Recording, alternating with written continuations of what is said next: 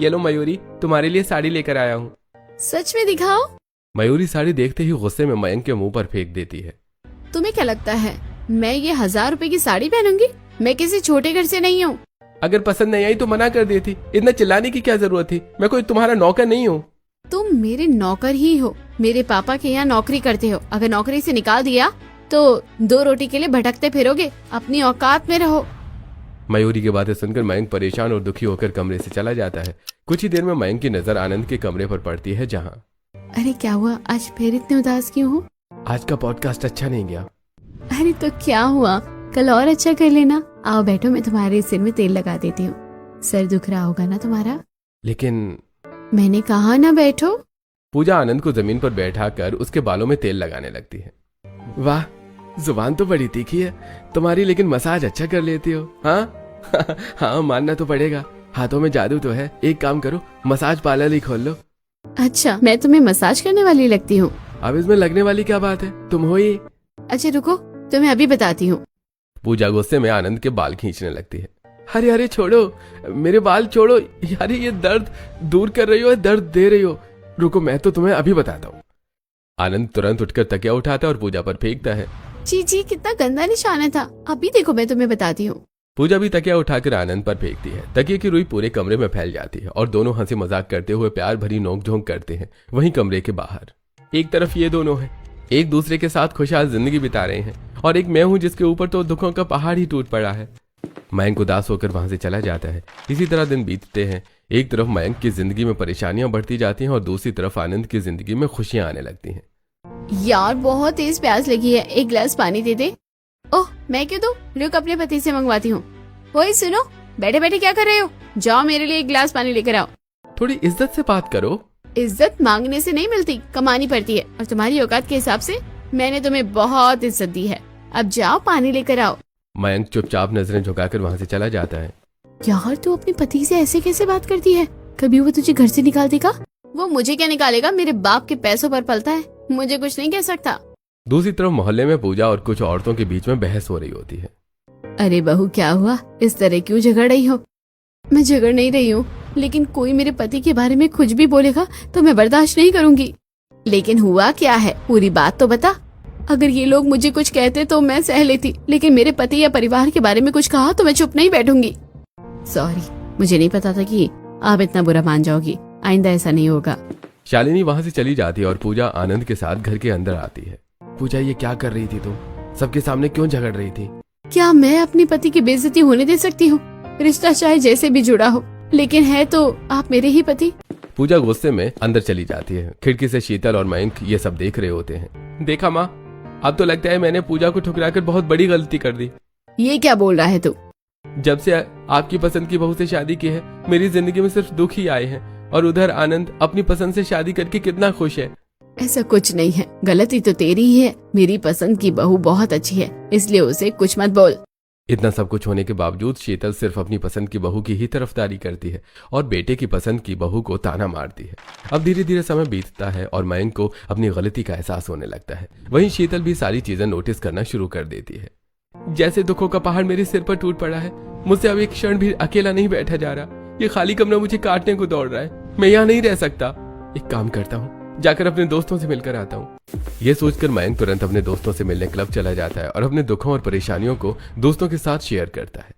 अरे भाई, हर प्रॉब्लम का एक ही सोल्यूशन है, 2 घूंट अंदर डाल और सारे गम बाहर निकाल। नहीं यार, मैं ये सब नहीं करता। मुझे तो इसकी स्मेल भी पसंद नहीं है। अरे भाई, अगर तू बोलने हैं तो ये दवा जरूरी है। एक बोतल अंदर जाएगी तो टेंशन बाहर ऐसे भागेगी जैसे कि फ्री वाईफाई मिलते ही लोग भागते हैं। दोस्तों के कहने और दुखों को न झेल पाने की वजह से मयंक शराब की बोतल उठाकर घटाघट पीने लगता है और दोस्तों के साथ पार्टी करता है। इसी तरह पूरी रात बीत जाती है। फिर सुबह के 3 बजे।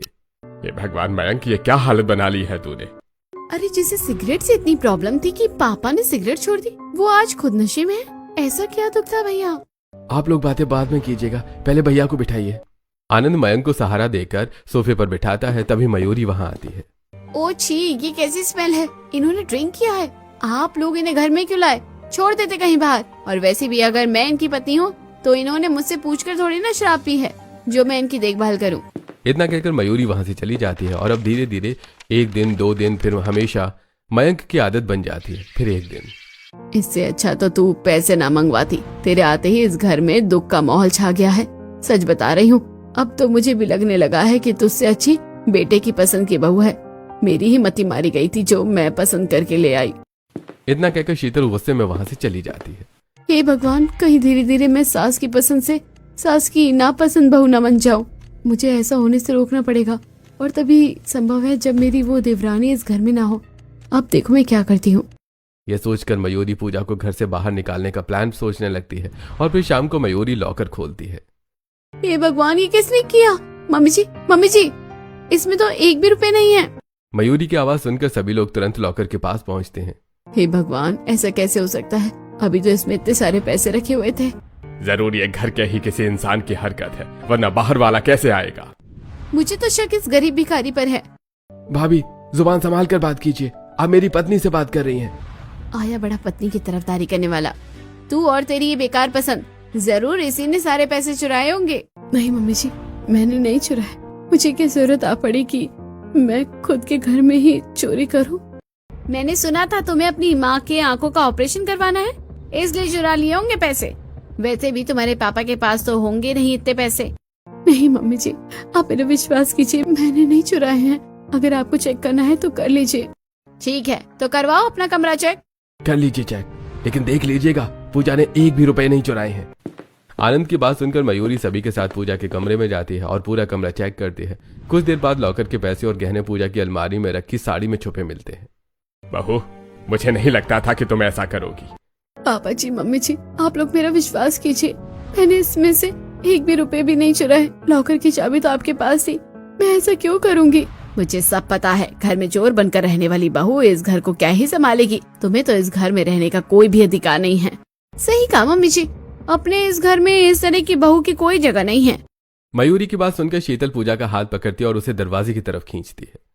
तूने आज तक जो किसी ने नहीं किया वो किया है। हमारे खानदान, हमारी बहू और हमारी संस्कृति पर कलंक लगा दिया, चोरी का दाग लगा दिया। अब मैं तुझे इस घर में नहीं रहने दूंगी। मम्मी जी, ऐसा मत कीजिए, आप मेरा विश्वास कीजिए। रुक जाओ पूजा, तुम्हें इस तरह गिड़गिड़ाने की जरूरत नहीं है। मुझे तुम पर पूरा विश्वास है, तुम ऐसा नहीं कर सकती। इतना कहकर आनंद पूजा का हाथ पकड़कर अपना गिटार लेकर घर छोड़कर चला जाता है।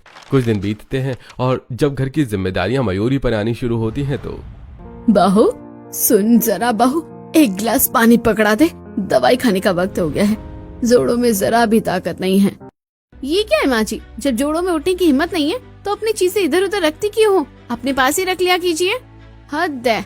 इतना कहकर मयूरी पानी लाकर शीतल को देती है और गुस्से में वहां से चली जाती है। देख लिया शीतल, 2 दिन छोटी बहू के बिना रहना क्या पड़ा। देख लिया छोटी बहू की कीमत। ऐसी कोई बात नहीं है, मेरी बहू मेरी पसंद खराब हो ही नहीं सकती। जरूर मुंह ठीक नहीं होगा। शीतल मयूरी की गलतियों को नजरअंदाज करती रहती है। वहीं कैफे में वैसे मैंने सुना है तेरी देवरानी और देवर अब तेरे साथ नहीं रहते। नहीं, वो अनहाइजीनिक था तो क्या, मैंने ही उन्हें घर से बाहर निकाल दिया चोरी का इल्जाम लगाकर। क्या चोरी का इल्जाम? हाँ, मैंने ही मम्मी जी के तकिए के नीचे से चाबी निकाल कर सारे पैसे और गहने पूजा के कमरे में रख दिए थे और फिर उसी पर इल्जाम लगा दिया। अब आराम से घर में रहती हूँ, बस वो बुढ़िया ही परेशान करती है। सच में इसे कहते हैं 1 तीर से 2 निशाने। वैसे अब तू तो अपने पति को लेकर मायके चली जा। मैं क्यों जाऊँ, मैं तो उन्हीं को ही घर से बाहर निकाल दूंगी। ये सारी बातें दूर खड़ा मयंक सुन लेता है। ये भगवान, क्या ये सच्चाई है? मुझे ये सब जाकर बताना पड़ेगा। मयंक जैसे ही वहां से जाने लगता है कि तभी मयूरी मयंक का हाथ पकड़ लेती है और उसे धमकी देती है। चुपचाप मेरे साथ मायके चलो, वरना तुम्हें इतना नुकसान होगा कि जिंदगी भर नहीं संभलोगे। लेकिन तुम ऐसा क्यों कर रही हो? जवाब घर में मिलेगा, अब चलो।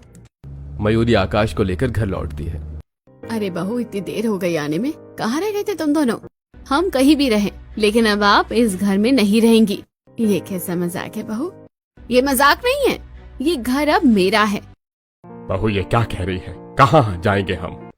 जहाँ जाना है जाइए, वो हमारी प्रॉब्लम नहीं है। मयूरी शीतल, श्यामलाल और नेहा को घर से बाहर निकाल देती है और घर बेचकर मायके चली जाती है। हे भगवान, मुझसे बहुत बड़ी गलती हो गई है। मैंने अच्छी बहू को ठुकरा दिया और बुरी बहू को अपनाया। मम्मी, आप खुद को दोष मत दीजिए। तीनों कुछ दिनों तक इधर उधर भटकते हैं और फिर एक छोटी झोपड़ी में रहने लगते हैं। ये लो पूजा, मेरी पहली कमाई। मैं इसे भगवान के चरणों में चढ़ाती हूँ। पूजा पैसे भगवान को चढ़ाकर प्रार्थना करती है। हे भगवान, आनंद को दुनिया की हर खुशी दीजिए। सिर्फ मेरे लिए ही मांगोगी? अब मेरा सब कुछ आप ही हो। पूजा आनंद का हर कदम पर साथ देती है और उसे आगे बढ़ने के लिए प्रेरित करती है। इसी तरह कुछ महीने बीतते हैं और धीरे धीरे सब कुछ बदलने लगता है। कुछ महीने बीतते हैं और आनंद कड़ी मेहनत करता है। हर जगमगाते काम पर पूजा आनंद का सहारा बनती है और फिर वो दिन आ ही जाता है जिस दिन का दोनों को बेसब्री से इंतजार था। मुझे भी ऑटोग्राफ चाहिए। नहीं नहीं, पहले मुझे दीजिए। भाई एक फोटो भी हो जाए, मेरे हाथ में भी साइन कर दीजिए। सभी कार के अगल बगल ऑटोग्राफ लेने और फोटो खिंचवाने के लिए भीड़ लगा लेते हैं। तभी आनंद कार से नीचे उतरता है।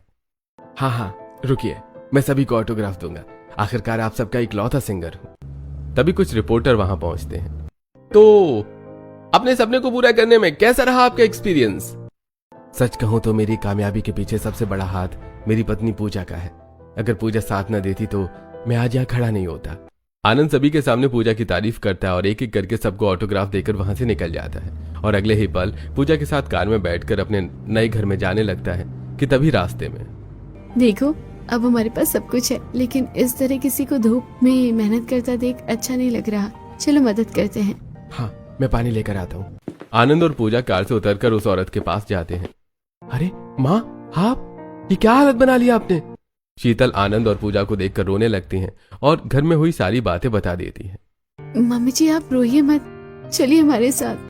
माँ, जिसने आपको घर से निकाला है उसे मैं छोड़ूंगा नहीं। मुझे पता है इसके पीछे सिर्फ भाभी का हाथ है। आप चिंता मत कीजिए, मैं सब ठीक कर दूंगा। आनंद और पूजा शीतल को लेकर श्यामलाल के पास जाते हैं। श्यामलाल एक कोने में चुपचाप बैठे हैं और नेहा पास खड़ी रो रही है। भैया, पापा जब से घर से निकाले गए हैं तब से ऐसे ही हो गए हैं। मैं कुछ नहीं कर पाई। ऐसा कैसे? अब सब ठीक होगा, आप सब हमारे साथ चलिए। आनंद और पूजा सभी को अपने घर ले जाते हैं और अच्छे से उनकी देखभाल करते हैं। पूजा सभी को नहलाकर साफ कपड़े पहनाती और खाना खिलाती है। बहू, मुझे माफ कर दे, मुझसे बहुत बड़ी गलती हो गई। मैंने तुझे कभी नहीं समझा। मम्मी जी, आप इस तरह हाथ जोड़कर माफी मत मांगिए। बड़ों के हाथ सिर्फ आशीर्वाद देने के लिए उठने चाहिए, माफी मांगने के लिए नहीं। सच में पूजा, तुम बहुत ज्यादा अच्छी हो।